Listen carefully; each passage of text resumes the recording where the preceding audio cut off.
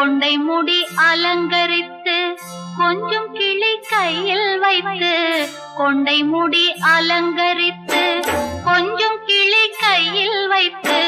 அஞ்சுக மொழி உமையாள் வீற்றிருந்தாள் அந்த அழகிய மாநகர் மதுரையிலே மதுரையிலே மதுரையிலே மதுரையிலே